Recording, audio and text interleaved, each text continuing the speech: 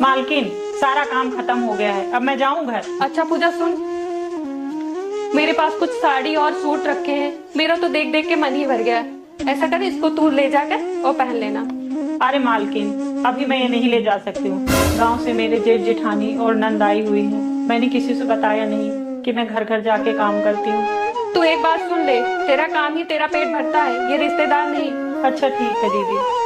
और एक बात सुन, कोई काम छोटा बड़ा नहीं होता है, बस इंसान की सोच जो है छोटी बड़ी होती। समझ गई मालकिन।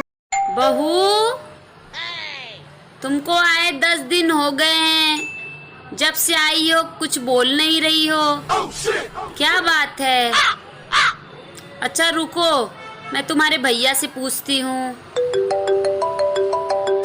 हेलो,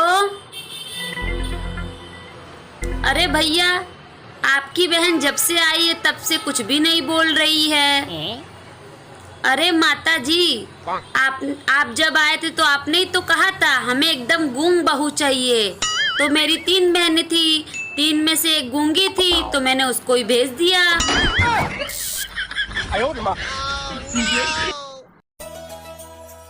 बहू जी माँ जी। अगर ओढ़ने के लिए कपड़ा कम पड़ गया हो तो मैं मंगा दूं तुम्हारे लिए। क्यों माँ जी? तुम क्या अपने घर में 1 मीटर का घूंघट लिए घूम रही हो?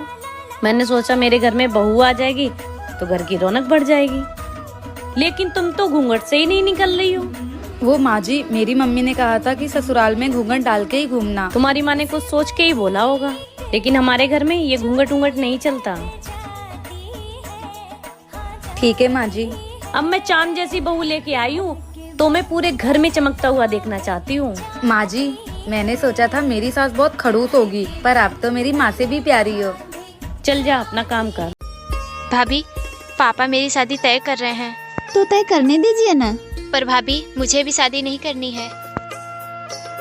हाँ तो मत करिए ना, शादी लगाने से थोड़ी हो जाती है, अच्छा रिश्ता मिलने में तो टाइम लगता है।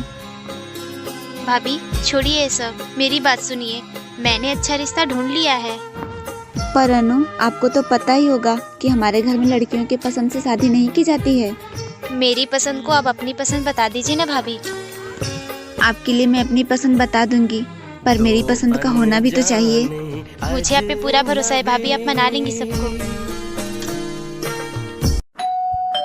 पक्का तुम्हारी बुआ आई होगी। जाओ बेटा देखो, अगर तुम्हारी बुआ आई होगी ना तो कह देना मम्मा घर पे नहीं है। जाओ। नमस्ते बुआ। नमस्ते बेटा। बेटा तुम्हारी मम्मा कहाँ है? मम्मा तो घर पे नहीं है, आप बाद में आ जाना। ठीक है बेटा। अरे किसका फोन आ रहा है? तेरी दादी फोन कर रही है, पक्का पैसे मांगने के लिए फोन कर रही है। ले बेटा तू बात करके बोल दे मम्मा नहाने गई है, आप बाद में बात कर लो। हेलो दादी। हेलो बेटा, तुम्हारी मम्मा कहाँ है? मम्मा नहाने गई है, आप बाद में बात कर लेना। ठीक है।